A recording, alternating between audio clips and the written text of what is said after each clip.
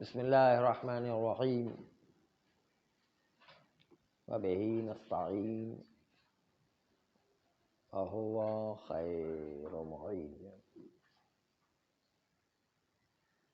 میت اگر اس کو نماز پڑھانے کی کیفیت سے پہلے ایسی حالت ہے ٹکڑے ٹکڑے کہ اس کو کفن سے شرمگاہ نہیں ڈھانکی جا سکتی ہے، یا وہ کفن کا کوئی ٹکڑا ایسا نہیں ملتا ہے کہ جس کو شرمگاہ ڈھانک سکے، تو پھر کوئی نہ کوئی چیز ایسی لے کر، اینٹ ہے، پتھر ہے یا کاغذ ہے، کسی بھی طرح شرمگاہ کو چھپا کے نماز میت پڑھی جائے گی۔ شرمگاہ کو ڈھانک کے نماز میت نہیں پڑھی جا سکتی ہے، کسی بھی طریقے سے اس کو چھپائے پہلے، مٹی سے، ڈھیلے سے، پتھر سے، کاغذ سے، روئی سے، کوئی بھی چیز مل جائے اسے چھپائے پہلے، پھر اس کے بعد اس پر نماز میت پڑھی جا سکتی ہے۔ کیونکہ کبھی کبھی کفن دستیاب نہیں ہوتا، ایسے جو ہے علاقے میں میت ٹکڑے ٹکڑے ہو گئی اور شرمگاہ جو ہے چھپانے کے لیے کوئی چیز مل نہیں رہی، تو کم از کم اس کو مٹی، پتھر، شیشہ، لکڑی، کوئی بھی چیز مل جائے اسے چھپائے اور پھر نماز میت اس پر پڑھی جائے۔ دوسرا مسئلہ یہ ہے کہ نماز کھڑے ہو کر اور نیت نماز کر کے قربتاً اللہ کی نیت سے پڑھنا ہے، اور اسی طرح استقرار بھی، یعنی اطمینان کے ساتھ کھڑے رہنا، اس میں ہلنا نہیں چاہیے۔ وہ استقرار جو نماز میں مطلوب ہے عام نمازوں کے اندر، اسی طرح استقرار کے ساتھ احتیاط واجب کی بنیاد پر استقرار اور اطمینان کے ساتھ نماز پڑھنا ہے، ہلتے ہلتے نماز نہیں پڑھنا ہے۔ کیونکہ جو ہے لوگوں کو آپ نے دیکھا ہوگا نماز میں ہلنے کی عادت ہوتی ہے، تو یہ ہلنے سے نماز باطل ہو جاتی ہے، تو ہلنا نہیں ہے۔ احتیاط واجب کی بنیاد پر عام نماز میں تو ہے ہی استقرار اطمینان، لیکن احتیاط واجب کی بنیاد پر نماز میت میں بھی بالکل استقرار و اطمینان سے کھڑے ہو کر نماز میت انجام دے گا۔ اگر کوئی ایسا نہیں ہے جو کھڑے ہو کر کے نماز پڑھ سکے، تو پھر مجبوری کے عالم میں بیٹھ کر نماز میت انجام دینے کی اجازت ہے، جب کھڑے ہو کر نماز میت پڑھنے والا کوئی نہیں ہے تو۔ اور میت نے جس کو مقرر کیا تھا کہ میری نماز آپ پڑھائیں گے، تو پھر ولی سے اجازت لینا کوئی ضروری نہیں، ولی سے اجازت لینا مستحب تو ہے، لیکن واجب نہیں کہ اب ولی سے اجازت لے، کیونکہ جو ہے جس کو مقرر کیا تھا وہ راضی تھا اور وہ نماز پڑھانا چاہتا ہے، تو ولی سے اجازت کی ضرورت نہیں ہے، لیکن مستحب ہے کہ پھر بھی اس سے اجازت لی جائے۔ اب جو مسئلہ آ رہا ہے وہ آج سیستانی کا نظریہ بعض فقہا سے جدا ہے۔ بعض فقہا کہتے ہیں کہ ایک میت پر ایک دفعہ نماز میت پڑھ دی گئی ہے تو اب دوسری مرتبہ نہیں پڑھ سکتے۔ بعض فقہا یوں کہتے ہیں دوسری مرتبہ جو مکروہ ہے، بعض فقہا یوں کہتے ہیں کہ دوسری تیسری مرتبہ پڑھنا مکروہ ہے۔ آج سیستانی کہتے ہیں کہ میرے نزدیک مکروہ ثابت نہیں، بلکہ علماء اور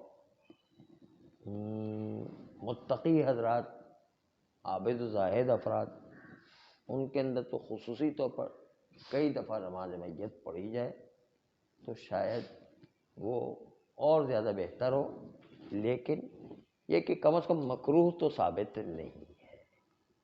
میرے نزدیک عام مومن پر بھی پڑھا جائے 2-3 مرتبہ نماز میت کو تو اس میں کوئی حرج نہیں ہے، خاص طور پر فقہا، علماء، زہاد، عابد، متقی شخص پر پڑھنے میں کوئی حرج نہیں ہے، مکروہ نہیں ہے۔ کئی مرتبہ نماز پڑھنا نماز میت کو، اس میں کوئی حرج نہیں، کوئی مکروہ نہیں۔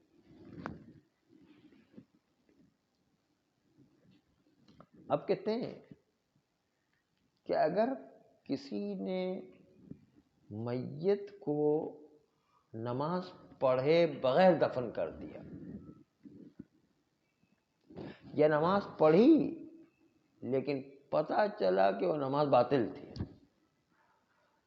غلط نماز پڑھی، قطعی طور پر پتہ چل گیا کہ نماز باطل تھی، اور وہ باطل نماز پڑھ کے میت کو دفن کر دیا گیا۔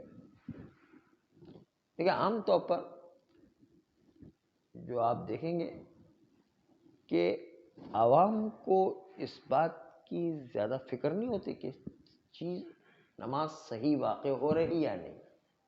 نماز ان کو تو جلدی فکر ہوتی کہ جو ہے رسم ادا ہو جائے، بس کہ ظاہری طور پر دکھایا جائے کہ ہاں بس شرعی احکام پر عمل کر کے وہ دقت تو علماء حضرات کو ہی کرنا ہے، طلاب کرام کو کرنا ہے کہ دیکھنا ہے کہ اس کے اندر نماز صحیح واقع ہوئی ہے یا نہیں۔ چنانچہ پتہ چلا کہ بالکل قطعی طور پر یقین ہو گیا کہ نماز جو پڑھی گئی ہے بالکل باطل ہے، یہ نماز پڑھے بغیر ہی دفن کر دیا گیا، تو اب کیا کریں؟ اس وقت ایک مسئلہ پیدا ہو جائے گا کہ اب اس کا علاج کیا ہے آخر؟ تو کہتے ہیں کہ اب میت کو کھولنے کی ضرورت نہیں ہے، اسی قبر ہی میں رہنے دیں، اور قبر کے ساتھ ساتھ باقی شرائط نماز کو مد نظر رکھے، یعنی بہت زیادہ قبر اور نماز پڑھنے والے کے درمیان فاصلہ نہ ہو، اور جو معمومین ہیں ان کے درمیان بھی زیادہ فاصلہ نہ ہو، اور درمیان میں پردہ حائل نہ ہو، اور کوئی رکاوٹ نہ ہو، بہت زیادہ اونچی نیچی نہ ہو، بلکہ قبر کے ساتھ ہی کھڑا رہے، تو رجاء مطلوبیت کی نیت سے دوبارہ نماز میت پڑھا دی جائے۔ رجاء مطلوبیت، رجاء مطلوبیت پہلے بھی گزر چکا ہے کہ رجاء مطلوبیت کا مطلب کیا ہے؟ رجاء کا لفظی مطلب امید، مطلوبیت یعنی امید ہے کہ اللہ کی طرف سے طلب کیا گیا ہوگا، مطلوبیت یعنی طلب کیا گیا ہوگا، امید ہے کہ اس طرح قبر میں رکھ کر کے نماز میت پڑھیں گے تو اللہ کی طرف سے امید ہے کہ یہ طلب کیا گیا ہوگا۔ اس میں قطعی قربتاً اللہ کی نیت نہیں کر رہے، قطعی قربتاً اللہ کی نیت وہاں ہوتی جو پکا ثابت ہو، روایات صحیحہ یا موثقہ کے ذریعے سے جو بات ثابت ہوا کرتی وہاں پر پکا قربتاً اللہ کی نیت کرتے ہیں۔ لیکن جہاں پر بات پوری طرح ثابت نہیں ہوا کرتی ہے تو وہاں پر مجتہد یہ کہتا ہے، مجتہد اس کے درک کی کیفیت مختلف ہوتی ہے، کبھی احتیاط واجب لگاتا، کبھی رجاء مطلوبیت لگاتا۔ احتیاط واجب کا مطلب بھی ہے کہ میری سمجھ میں نہیں آیا ہے، رجاء مطلوبیت کا مطلب بھی میری سمجھ میں نہیں آیا ہے، یعنی روایت سے مسئلے کو میں حل نہیں کر پایا ہوں، اس کا مطلب یہ ہے۔ لیکن رجاء مطلوبیت پہ طاقت زیادہ ہوتی ہے تو کہتے ہیں کہ احتیاط واجب میں طاقت زیادہ ہوا کرتی ہے، اس لیے کہا کرتے کہ احتیاط واجب کی بنیاد پر یہ انجام دے، احتیاط واجب میں دوسرے مجتہد کی طرف رجوع کرنے کی گنجائش بھی ہوا کرتی، اور اس میں پھر بھی مجتہد یہ اجازت خود دے رہا ہوتا ہے کہ آپ سیکنڈ نمبر کے مجتہد کی طرف رجوع کر سکتے کہ میری سمجھ میں میرے لیے مسئلہ حل نہیں ہوا روایت کی روشنی میں۔ احتیاط واجب اشکال کا مطلب یہ ہے، تو آپ دوسرے مجتہد کی طرف جو فتویٰ دے رہا ہے اس کی سمجھ میں آ گیا تو اس کی طرف رجوع کر سکتے ہیں۔ رجائے مطلوبیت میں اس سے بھی ضعیف ہے، یعنی میرے لیے تو بالکل ثابت نہیں ہو رہا ہے کسی طریقے سے، لیکن چونکہ کچھ احتمالات لوگ دے رہے ہیں، اس لیے اس احتمالات کی بنیاد پر رجائے مطلوبیت کی نیت سے انجام دیں کہ امید ہے کہ شاید اللہ قبول کر لے۔ تو یہ رجائے مطلوبیت کا درجہ نہ سمجھ میں آنے میں بھی بہت ضعیف رتبہ ہے، یعنی امید ہے کہ قبول کرے گی، اسی لیے کہتے ہیں کہ بہت ساری دعائیں جو ثابت نہیں ہیں ان کو رجائے مطلوبیت کی نیت سے انجام دیا کر، یعنی امید ہے کہ اللہ نے شاید یہ دعا طلب کی ہو، اللہ نے شاید یہ زیارت قبول کی ہو، اللہ نے شاید یہ حاجت والی دعا جو ہے وہ قبول کی ہو، اللہ نے جو ہے ممکن ہے یہ زیارت نامہ قبول کیا ہو۔ تو یہ شاید کے اوپر خاص طور پر دعائیں عام طور پر رجائے مطلوبیت والی ہی زیادہ تر ہوا کرتی ہے۔ اس کے اندر استحباب جو پکی جو فقہ میں روایتیں ہوا کرتی ہے اس کو مطابق ثابت نہیں ہوا کرتا، بلکہ جو ہے وہ ایسا ہے کہ فاسق کی روایت ہوتی ہے تو اس میں بھی دعائیں ثابت ہو جایا کرتی، ثابت ہو جاتا ہے کہ اس کا مطلب یہ کہ رجا مطلوبیت کی نیت سے اس کو پڑھ سکتے ہیں۔ لیکن فقہ کی روایت جو شریعت کا مسئلہ بنتا ہے اس میں حرام و واجب کا مسئلہ ہے، اس کے اندر پکی روایت، صحیح روایت عادل کی ہو یا ثقہ شخص کی روایت ہو تو اسی کو قبول کیا جاتا ہے، وہاں پر کچی روایتیں نہیں چلتی اس میں۔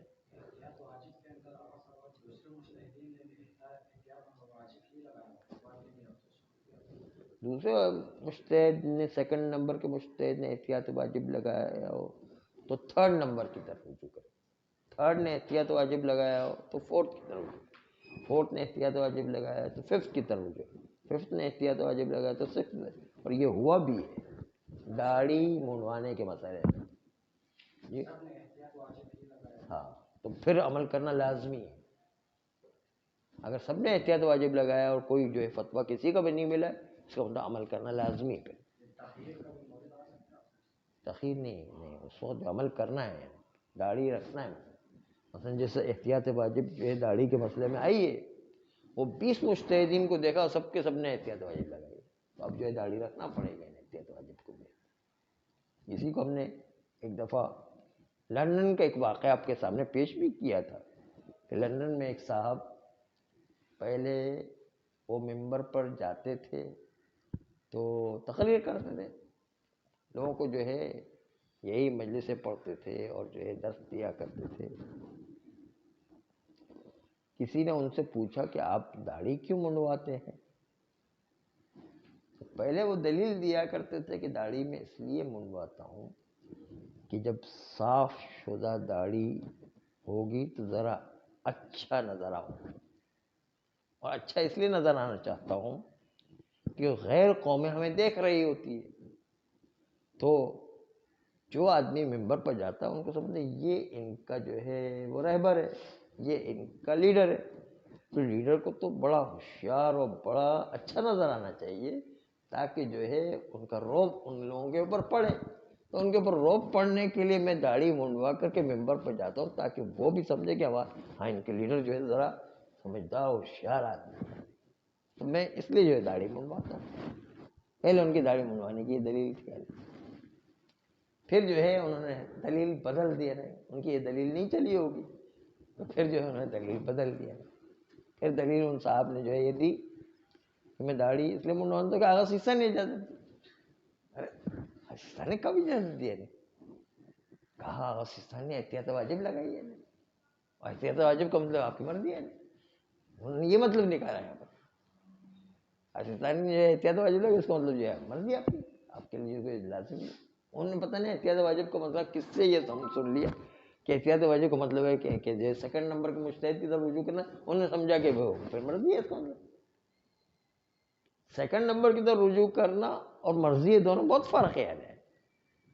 انہوں نے یہ مطلب نکالا کہ بھائی پھر آپ کی مرضی ہے تو آپ جو ہے آپ کسی کی طرف رجوع کر کے جو ہے اجازت دیں۔ تو پھر بعد میں ان کو سمجھایا گیا کہ بھائی احتیاط واجب کا مطلب مرضی نہیں ہے، احتیاط واجب کا مطلب سیسا نہیں کہ سیکنڈ نمبر کے مجتہد اگر اجازت دیتے تو آپ منڈوا سکتے، اور اجازت نہیں دیتے تو کیسے بڑھوا سکتے ہیں؟ پھر دیکھا کہ وہ احتیاط واجب چلتی گئی 20 آدمیوں تک دیکھا، 20 مجتہدین تک سب نے احتیاط واجب لگا دی. تو بس اس کا مطلب کوئی اور مجتہد نہیں ملا کہ جو قابل اعتنا ہو. اس کی بنیاد پر آخر میں جہاں پر کوئی فتویٰ نہیں مل رہا ہے، اجازت نہیں مل رہی ہے، تو احتیاط واجب کے مطابق پھر بھی داڑھی رکھنا واجب ہو جائے گا. فرینچ داڑھی کو کافی سمجھتے ہیں.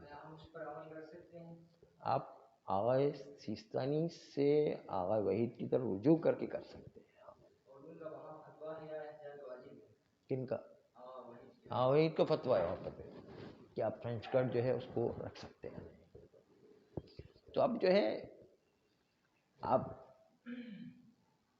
یہ جس کو یہ یعنی دل چاہ رہا تو کر سکتے ہیں، جانا کوئی ضروری نہیں ہے. یعنی چاہے تو یہ اس طرح رجوع کر کے کام چلا سکتے ہیں. تو اصل میں احتیاط واجب کا مطلب یہ نہیں ہے کہ انسان کو پوری کھلی اجازت مل گئی، بلکہ اس میں سیکنڈ نمبر کے مجتہد کی طرف رجوع کریں گے. وہ اگر اجازت دیتا ہے یا تھرڈ نمبر والا اجازت دیتا ہے یا فورتھ نمبر والا کوئی اجازت دے تو پھر اس کو چھوڑنے کی اجازت ہے اور داڑھی نہ رکھے. لیکن سب کے سب احتیاط واجب لگا رہے تو اس کا مطلب احتیاط واجب کے مطابق داڑھی رکھنا واجب ہو جائے گی. اور احتیاط واجب میں ایک اور بھی خوبی ہے، وہ مسئلہ احتیاط واجب کا ہی ہے. اور ایک خوبی بھی آپ کے سامنے آئے گی کہ کسی زمانے میں جب آغا خوئی و خمینی دونوں کا انتقال ہو گیا اور آغا گلپائگانی نے جو اس وقت ان کی تقلید چل رہی تھی تو انہوں نے احتیاط واجب لگائی تھی کہ پردے میں عورت کے لیے نقاب ڈالنا واجب ہے یا واجب نہیں ہے. انہوں نے احتیاط واجب لگائی تھی. جبکہ آغا خمینی وہ بھی چہرہ کھولنے کی اجازت دیتے تھے اور آغا سیستانی بھی چہرہ کھولنے کی اجازت دیتے ہیں. اچھا البتہ اس میں چہرہ کھولنے میں بھی دونوں کے نظریات مختلف ہیں. آغا خمینی کا جو چہرہ کھولنا ہے وہ الگ ہے، اور سیستانی کا جو چہرہ کھولنا ہے وہ الگ ہے.